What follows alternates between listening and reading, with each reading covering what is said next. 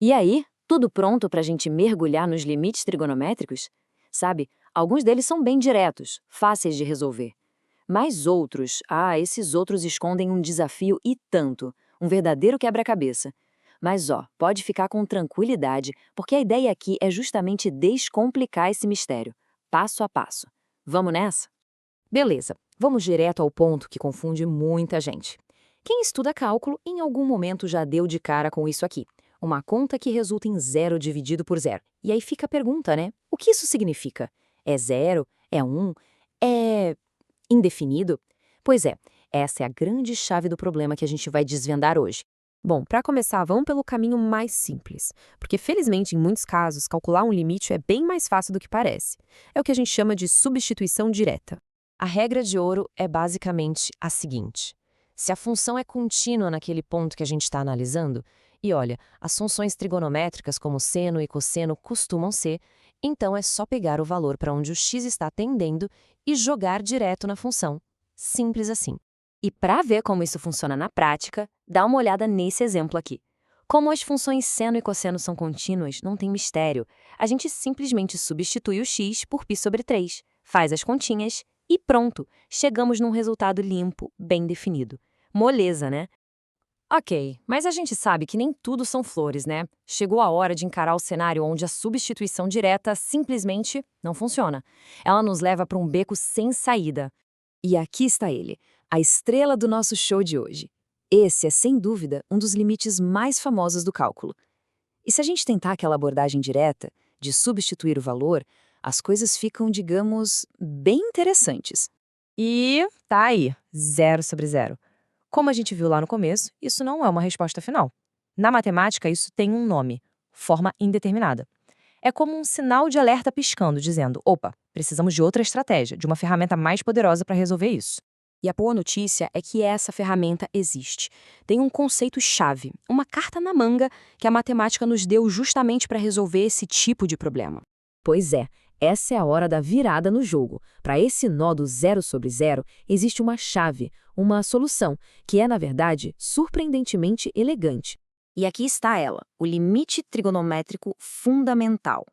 Isso aqui é um resultado provado matematicamente. Esse limite específico, quando o ângulo tende a zero, é sempre, sempre igual a 1. A gente não precisa provar isso toda vez, a gente simplesmente usa esse fato. Pense nisso como a nossa carta coringa, o nosso canivete suíço para os problemas que vêm pela frente. Então, qual é o plano de jogo agora? A nossa estratégia vai ser pegar os limites mais cabeludos e, com um pouco de, digamos, mágica algébrica, a gente vai manipular as expressões até encontrar essa forma, até fazer aparecer um seno de alguma coisa sobre essa mesma coisa. Quando a gente consegue isso, a gente já sabe que aquele pedaço do limite vale 1. Chega de papo, né? Vamos colocar a mão na massa e ver como essa ferramenta incrível funciona na prática, resolvendo os problemas de verdade. Certo, nosso primeiro desafio. Como é que a gente calcula o limite de tangente de x sobre x com x indo para zero? Se a gente substituir direto, já sabemos, dá zero sobre zero. Então, como é que a gente usa nosso novo truque aqui?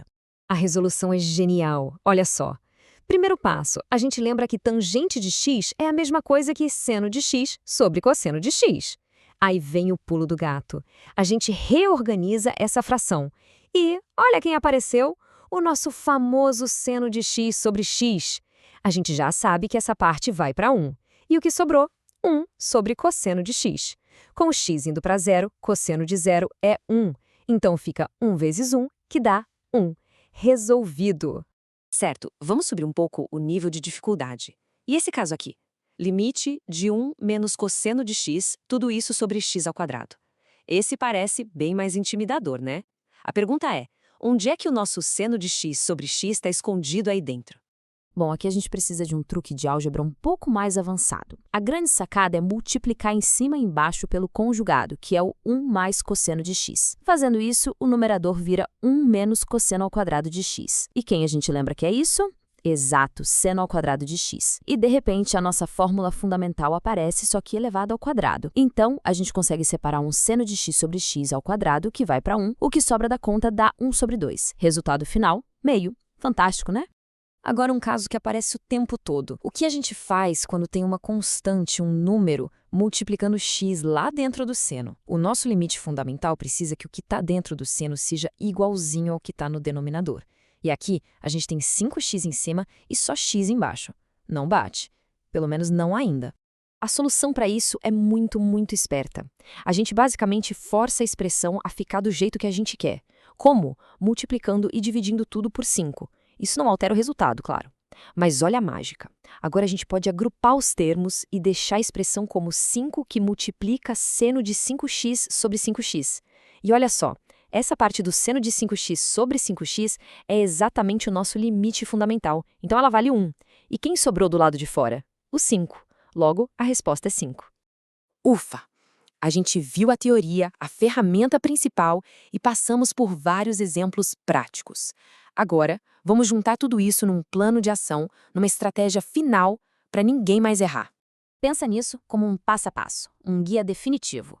Primeiro de tudo, sempre tente a substituição direta. É o caminho mais fácil. Se o resultado for 0 sobre 0, aí sim a gente parte para a missão de encontrar o limite fundamental. A gente vai usar toda a nossa álgebra. Identidades, conjugados, o que for preciso para isolar aquela forma seno de alguma coisa sobre a mesma coisa. Assim que a gente isola, troca aquele pedaço por 1 e calcula o resto. É um método que não tem erro. E essa frase aqui resume perfeitamente o espírito da coisa. O limite trigonométrico fundamental não é só mais uma fórmula para decorar. É, de verdade, uma chave que abre a porta para uma nova categoria de problemas no cálculo. Problemas que antes pareciam não ter solução. E para a gente fechar, fica aqui uma provocação. Essa palavra fundamental, ela não está aí à toa. Esse limite é a base, o alicerce para a gente construir e provar muitas outras coisas importantes no cálculo, como, por exemplo, a derivada da função seno. Fica a pergunta, que outras estruturas será que se apoiam nesse resultado? A matemática é cheia dessas conexões. Valeu pela companhia e até a próxima.